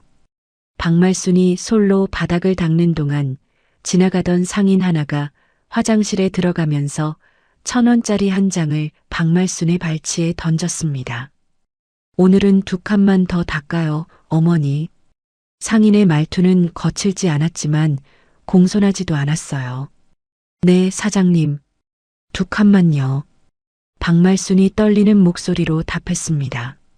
박말순의 입에서 나오는 입김이 새벽 공기에 하얗게 번졌어요. 저는 그 광경을 한참 지켜봤습니다. 누가 박말순을 여기 데려왔는지 알 것 같았어요. 강재현이 시장에 들어와 일을 시작하자 박말순도 그 옆에 매달려 시장으로 흘러들어 온 거였습니다. 그리고 시장 사람들은 두 사람의 정체를 알면서도 일을 시키되 결코 인정해주지 않았어요. 저는 본부장님 쪽으로 천천히 돌아섰습니다. 본부장님, 우리 직원들한테 한 가지 부탁만 해주세요. 네, 사장님. 저 사람들 굳이 쫓아내지 마세요. 일하는 만큼 일당 주시고요. 못하는 만큼 까시고요. 그뿐이에요. 저는 차분하게 말했어요. 네, 알겠습니다. 본부장님이 짧게 답했습니다. 그 순간 강재현이 얼음 조각을 다 줍고 고개를 들었어요. 강재현의 시선이 정확히 저에게 닿았습니다. 저는 피하지 않았어요. 강재현의 입이 어하고 작게 벌어졌습니다. 강재현은 자리에서 일어서려다 다리가 풀려 또 한 번 비틀거렸어요. 서윤. 강재현이 입을 떼다 말고 다물었습니다. 저는 한 발도 다가가지 않았어요. 강재현의 눈이 천천히 저의 모습을 위에서 아래로 훑쳤습니다. 법인 대표 명함을 단 점퍼, 새로 맞춘 장화, 그 옆에 도열한 듯 서 있는 직원들. 강재현의 시선이 다시 자기 자신의 얼어붙은 두 손으로 떨어졌어요. 강재현의 어깨가 한 번 떨렸습니다. 저는 강재현의 눈을 그대로 잠깐 들여다봤어요. 한때 저를 비린내 난다고 코를 막던 그 눈동자가 지금은 그 비린내 나는 시장 한복판에서 저를 올려다보고 있었습니다. 저는 단 한 줌의 동정도, 단 한 줌의 통쾌함도 표정에 싣지 않았어요. 그저 무심하게 처음 보는 사람을 보듯 그렇게 한번 봤습니다. 저는 본부장님 쪽으로 돌아섰어요. 본부장님, 우리 광어 트럭 어느 쪽에 들어와요? 저는 다시 일 얘기로 돌아갔습니다. 3번 게이트요. 사장님 가실까요? 본부장님이 손을 들어 방향을 가리켰어요. 네, 가요. 저는 3번 게이트 쪽으로 발을 옮겼습니다. 강재현 쪽은 한 번도 다시 돌아보지 않았어요. 저의 뒤로 강재현의 목소리가 작게 들렸습니다. 서윤아, 잠깐만. 저는 들리지 않는 것처럼 걸음을 옮겼어요. 본부장님이 옆에서 어깨를 살짝 펴며 같이 걸어주셨습니다. 박씨 아저씨가 이쪽으로 다가왔어요. 사장님, 저 양반들 어떻게 할까요? 박씨 아저씨가 강재현 쪽을 한번 가리켰습니다. 아저씨, 그대로 두세요. 일 시키시고 일당 주시면 돼요. 저는 짧게 답했어요. 근데 사장님, 우리 시장 사람들은 그냥 못 둬요. 저 양반 어제도 김씨 아주머니 광어 박스에 손 뗀다고 또 욕먹었어요. 손이 굼떠서 자꾸 이를 그르쳐요. 박씨 아저씨가 혀를 찼습니다. 그러게요. 손이 굼뜨면 굼뜬 만큼 받는 거죠. 의사손은 생선손이 아니니까요. 저는 살짝 웃었어요. 박씨 아저씨도 웃음을 터뜨렸습니다. 사장님 말씀이 옳아요. 그리고 사장님, 어제부터 그 양반한테 생선 내장 치우는 일만 시키기로 했어요. 다른 일은 도저히 못 시키겠더라고요. 박씨 아저씨가 손을 휘저으며 말했어요. 본인이 원해서 한 거면 그렇게 하세요. 저는 그렇게 답하고 3번 게이트 안으로 들어갔습니다. 게이트 안에는 광어 백상자가 막 도착해 있었어요. 저는 박스 하나를 열어 광어의 등을 한번 쓰다듬어 보았습니다. 싱싱한 광어가 두 눈을 까딱이며 저를 올려다봤어요. 본부장님, 오늘 물건 좋네요. 저는 박스 뚜껑을 닫으며 말했어요. 네, 사장님. 오늘 단가 잘 받을 수 있을 것 같아요. 본부장님이 환하게 웃었습니다. 저는 3번 게이트를 나설 때 잠깐 멈춰 섰어요. 저 멀리 얼음 창고 앞에서 강재현이 다시 얼음 개짝을 어깨에 짊어지고 비틀거리는 모습이 보였습니다. 그 옆 화장실 앞에서는 박말순이 솔로 타일을 박박 닦고 있었어요. 두 사람은 같은 시장 안에 있었지만 서로의 방향을 보지 못한 채 각자 무릎을 꿇고 있었습니다. 저는 그 광경을 마지막으로 등을 돌렸어요. 법인 차량이 시장 입구에 도착해 있었습니다. 운전기사가 차문을 열어주셨어요. 사장님, 오전 10시에 광주거래처 미팅 있어요. 바로 출발하셔야 해요. 기사님이 정중하게 일정을 알려주셨습니다. 네, 바로 출발하시죠. 저는 차에 올랐어요. 차창 너머로 시장의 새벽 풍경이 천천히 멀어졌습니다. 저는 등받이에 등을 깊이 기대며 두 눈을 잠깐 감았어요. 핸드폰이 한번 짧게 울렸습니다. 김 변호사의 문자였어요. 사장님, 강재현 씨가 지난주에 변호사 통해서 위자료 분할 납부 협상 요청 보냈는데 사장님 의향 어떠세요? 저는 답장을 짧게 보냈습니다. 협상 없어요. 원한 그대로 가요. 답장을 보내고 핸드폰을 무릎 위에 내려놓았어요. 차창에 비친 제 얼굴은 1년 전과 많이 달라져 있었습니다. 화장기는 여전히 옅었지만 눈매에는 단단한 빛이 들어와 있었어요. 저는 그 얼굴을 잠깐 들여다보다가 천천히 미소를 지었습니다. 서윤수산물 유통 주식회사의 첫 결산이 마무리되던 날 본부장님이 두 손으로 결산 보고서를 들고 사장실 문을 두드렸습니다. 사장님, 들어가도 될까요? 네, 본부장님. 들어오세요. 저는 컴퓨터 화면에서 눈을 떼고 의자를 돌렸어요. 올해 매출 최종 집계 나왔어요. 사장님, 마음 단단히 잡수시고 보세요. 본부장님이 봉투를 책상 위에 살며시 내려놓았습니다. 저는 봉투에서 보고서를 꺼냈어요. 표지 한가운데 큰 글씨가 박혀 있었습니다. 연 매출 280억. 저는 그 숫자를 2번 다시 봤어요. 본부장님, 단위 잘못 찍힌 거 아니에요. 저는 살짝 웃었습니다. 2번, 3번 확인했어요. 280억 맞습니다. 본부장님이 환하게 웃었어요. 부산 라인이랑 제주 라인이 한꺼번에 터졌어요. 거기다 프랜차이즈 2군데 독점 계약이 4분기에 본격적으로 돌아가니까 이 숫자가 나오더라고요. 본부장님이 손가락으로 보고서의 한 줄을 짚었습니다. 잘 됐네요. 본부장님 덕분이에요.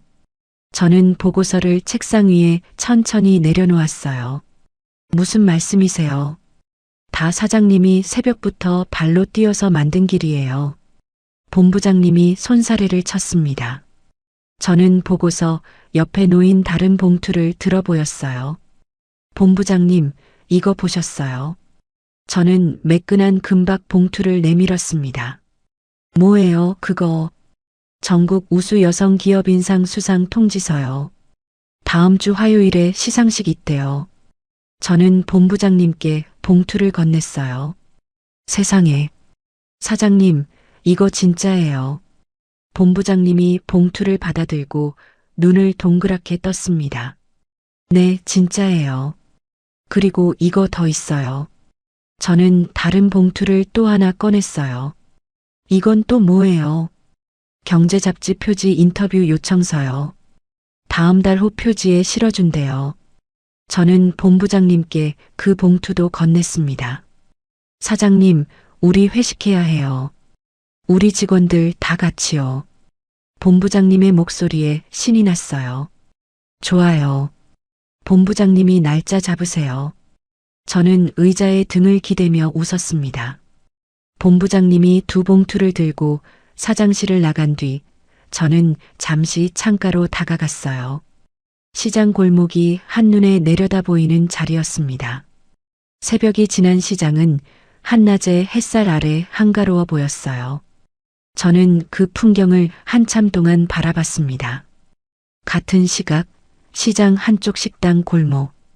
강재현은 컵라면 하나를 다 비우고 식당 주인 할머니에게 빈 그릇을 내밀고 있었어요.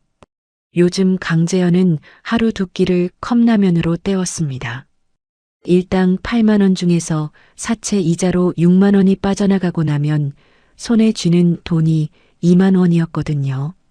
할머니, 잘 먹었습니다. 강재현이 빈 그릇을 건네며 작게 말했어요. 오늘은 텔레비전 좀 켜두구만. 할머니가 식당 구석에 놓인 낡은 14인치 텔레비전 쪽으로 손짓을 했습니다. 네, 보세요. 강재현은 식당 한쪽 구석 의자에 앉아 가만히 텔레비전 쪽을 봤어요. 아침 경제 뉴스 시간이었습니다. 화면에 어떤 행사장이 비쳤어요. 큰 상패를 든 여자 기업인들이 한 줄로 서서 환하게 웃고 있었습니다. 그중 가운데 서 있는 여자에게 카메라가 가까이 다가갔어요. 강재현의 입에서 컵라면 국물이 흘러내렸습니다. 저였어요. 화면 속에 저는 검은 정장을 입고 머리를 단정하게 묶고 있었습니다. 손에 든 상패에는 큰 글씨로 전국 우수 여성 기업인상이라고 새겨져 있었어요. 사회자가 마이크를 제 앞에 댔습니다. 수상 소감 한 말씀 부탁드립니다. 화면 속 사회자가 환하게 웃었어요. 감사합니다. 저는 새벽 2시 수산시장에서 시작했어요. 손에 비린내 묻히는 일이 부끄러운 일이라고 한 번도 생각해 본 적이 없습니다. 오히려 그 비린내가 저를 여기까지 데려와 줬다고 생각해요. 화면 속에 제가 또렷한 목소리로 답했습니다. 많은 분들이 정서윤 대표님을 자수성가의 표본으로 꼽으시는데요. 비결이 뭐라고 생각하세요? 비결이라기보다는 저를 무시했던 사람들이 저에게 가장 큰 동력이 됐어요. 무시당하면서 배운 게 가장 많았거든요. 화면 속에 제가 입가에 옅게 미소를 띠며 답했어요. 강재현의 손에서 빈 컵라면 용기가 떨어졌습니다. 용기가 식당 바닥을 굴렀어요. 강재현은 텔레비전 화면을 향해 두 무릎을 모으고 앉아 있었습니다. 서윤아. 강재현의 입에서 작은 신음이 새어나왔어요. 내가 그 비린내를 그렇게 싫어했는데. 강재현이 두 손으로 얼굴을 가렸습니다. 기생충 새끼는 누구였어? 빨아먹은 건 누구였어? 강재현이 자신의 가슴팍을 한번 쳤어요. 손님, 우는 거면 나가서 우셔. 다른 손님들 식사해야지. 식당 할머니가 강재현의 어깨를 가볍게 떠밀었습니다. 죄송합니다, 할머니. 강재현이 흐느끼며 일어섰어요. 식당 문을 열고 나가는 강재현의 등 뒤로 화면 속 제 목소리가 마지막으로 흘러나왔습니다. 저를 믿어준 시장 사람들에게, 그리고 새벽마다 같이 트럭을 끌어준 우리 직원들에게 감사드립니다. 같은 시간 외곽 쪽방촌. 박말수는 누군가 버린 신문지를 깔고 누워 있었어요. 강재현이 시장 일을 시작한 뒤로 박말수는 시장 일과 쪽방촌 사이를 오갔습니다. 요 며칠은 허리가 너무 아파서 시장에도 못 나갔어요. 쪽방 창문 너머로 골목길에 버려진 다른 신문지가 보였습니다. 누군가 음식을 싸들고 다니다 흘리고 간 듯 신문지 한 장이 바람에 들썩였어요. 박말수는 다리를 끌며 그 신문지를 주워왔습니다. 신문지를 펴는 순간 박말순의 손이 굳었어요. 수산시장 출신 자수성가 여성 기업인 정서윤 대표. 큼지막한 사진이 신문 한 면을 덮고 있었습니다. 사진 속에 저는 양복을 입은 사업가들 가운데서 환하게 웃고 있었어요. 인연이. 박말순의 입이 떨렸습니다. 인연이 이렇게 잘 됐다고. 박말순이 신문지를 손으로 구겼어요. 구겨진 신문지를 다시 펴서 또 읽었습니다. 또 구기고 또 폈어요. 박말순의 손에서 신문지가 너덜너덜해졌습니다. 내가 미쳤지. 내가 미쳤어. 박말순이 신문지를 가슴에 끌어안고 흐느꼈어요. 내 며느리였는데. 내 며느리였는데. 박말순의 입에서 같은 말이 반복됐습니다. 박말순은 신문지를 끌어안은 채 그 자리에 누웠어요. 신문지가 박말순의 눈물에 젖어 점점 흐물흐물해졌습니다. 며칠 뒤 강재현이 한 번 더 회사 로비를 찾았어요. 강재현은 일당으로 받은 돈을 모아 양복을 빌려 입고 머리를 깔끔하게 빗었습니다. 하지만 회사 로비에 들어서기도 전에 2명의 경비원이 강재현을 막아섰어요. 강재현 씨 맞으시죠? 저희 회사 접근금지 가처분 대상자세요. 돌아가 주세요. 경비원이 정중하지만 단호하게 말했습니다. 한 번만요. 사장님 한 번만 만나게 해주세요. 강재현이 떨리는 목소리로 부탁했어요. 강재현 씨, 어쩔 수 없어요. 법원 명령이라서요. 더 가까이 오시면 저희가 경찰에 신고할 수밖에 없어요. 경비원이 강재현의 어깨를 가볍게 막았습니다. 강재현은 그 자리에서 한참을 서 있다가 결국 등을 돌렸어요. 저는 그 광경을 사장실 창문에서 멀리 내려다보고 있었습니다. 강재현은 로비 바깥 화단 옆에 앉아 한참을 머리를 부여잡고 있었어요. 저는 잠깐 그 모습을 보다가 블라인드를 천천히 내렸습니다. 그 며칠 뒤 강재현이 시장 얼음 창고에서 허리 디스크가 파열되어 들것에 실려 나갔다는 소식을 본부장님이 전해주셨어요. 강재현은 시립병원 무료진료실에서 임시 치료만 받고 다시 쪽방으로 돌려보내졌다고 했습니다. 일용직 노동조차 할 수 없는 몸이 되어버린 거예요. 저는 그 소식을 듣고 책상 위 결제 서류로 다시 시선을 옮겼습니다. 본부장님, 위자료 채권 시효 연장 신청서 결제요. 저는 짧게 말했어요. 네, 사장님. 본부장님이 서류를 한 장 한 장 넘겨주셨습니다. 강재현 씨 일당까지 다 압류 들어가는 거 맞죠? 저는 도장을 들며 물었어요. 네. 통장에 들어가는 모든 돈은 위자료 채권자 우선으로 빠져나가요. 한 달에 10만 원도 못 모아요. 본부장님이 차분하게 답했습니다. 저는 도장을 결제란에 또박또박 찍었어요. 확인했어요. 다음 서류요. 저는 다음 장을 펼쳤습니다. 며칠 뒤 저녁, 저는 시내 최고급 호텔 레스토랑에 자리를 잡았어요. 새로운 사업 파트너 3명과 첫 미팅을 겸한 저녁 식사 자리였습니다. 정 대표님, 이번 동남아 라인 합작권은 정말 흥미롭게 보고 있어요. 상대 회사 대표가 잔을 들며 말했어요. 네, 저도요. 우리 회사 물건이 거기까지 닿을 수 있다는 게 아직 신기해요. 저는 샴페인 잔을 부드럽게 부딪혔습니다. 신기할 일이 아니죠. 정 대표님 정도 되시는 분이면 더 큰 시장도 충분히 보실 수 있어요. 다른 파트너 한 명이 거들었어요. 감사합니다. 그래도 저는 시장 새벽 광어를 절대 안 놓을 거예요. 그게 우리 회사의 시작이거든요. 저는 잔을 들며 말했습니다. 멋지세요, 정 대표님. 3명이 일제히 잔을 들었어요. 저는 잔을 천천히 들어 입가로 가져갔습니다. 샴페인의 차가운 거품이 입술에 닿았어요. 1년 전 강재현이 윤지수와 잔을 부딪히던 그 거품과는 완전히 다른 거품이었습니다. 저는 그 거품을 천천히 음미했어요. 레스토랑 통유리 너머로 도심의 야경이 펼쳐졌습니다.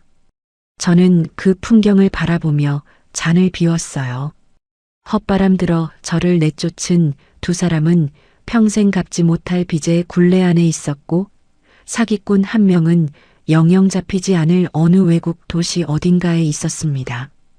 저는 그들 중 누구도 더 이상 마음에 두지 않았어요. 저는 잔을 내려놓고 파트너들 쪽을 다시 봤어요. 여러분, 다음 안건으로 넘어갈까요? 동남아 첫 출하 일정 잡읍시다. 저는 가벼운 미소를 띠며 말했습니다. 좋습니다, 대표님. 세 명이 일제히 자세를 고쳐 앉았어요. 저는 새 펜을 들었습니다. 펜 끝이 새 다이어리 위에 또박또박 글씨를 적기 시작했어요. 새 시장, 새 거래처, 새 일정. 1년 전에 새벽 작업복 차림은 어디에도 없었지만 그 비린내 나는 손은 여전히 제 안에 살아 있었습니다. 저는 그 손으로 다음 페이지를 천천히 넘겼어요. 시청자 여러분, 오늘 이야기 어떻게 들으셨어요? 저는 정서윤 씨의 사연을 정리하면서 한 가지 생각이 자꾸 맴돌았습니다. 정서윤 씨가 되찾은 건 사실 돈도 아니고 복수의 통쾌함도 아니었어요. 새벽 2시 시장에 나가 비린내 묻은 손으로 광어를 떼던 그 시간이 부끄러운 시간이 아니라 자랑스러운 시간이었다는 걸 본인이 본인 입으로 말할 수 있게 된 거. 그게 진짜 되찾은 거더라고요. 인생을 좀 살아보신 분들은 아시잖아요. 나를 무시하던 사람한테 잘 보이려고 애쓰던 시간이 제일 아깝다는 거. 손에 흙 묻히는 일이, 비린내 나는 일이 절대 부끄러운 일이 아니라는 거. 혹시 지금도 누군가의 눈치를 보며 본인을 작게 만들고 계신 분이 있다면 정서윤 씨처럼 한번 돌아보셨으면 좋겠어요. 내가 진짜 누구한테 미안해야 하는지, 진짜 누구한테 고개 숙여야 하는지요. 시청자 여러분은 어떻게 생각하시나요? 오늘 사연이 시원하셨다면 구독과 좋아요 꼭 눌러주시고요. 이야기를 끝까지 들어주신 분이 계시다면 잘 들었다고 댓글 하나만 남겨주세요.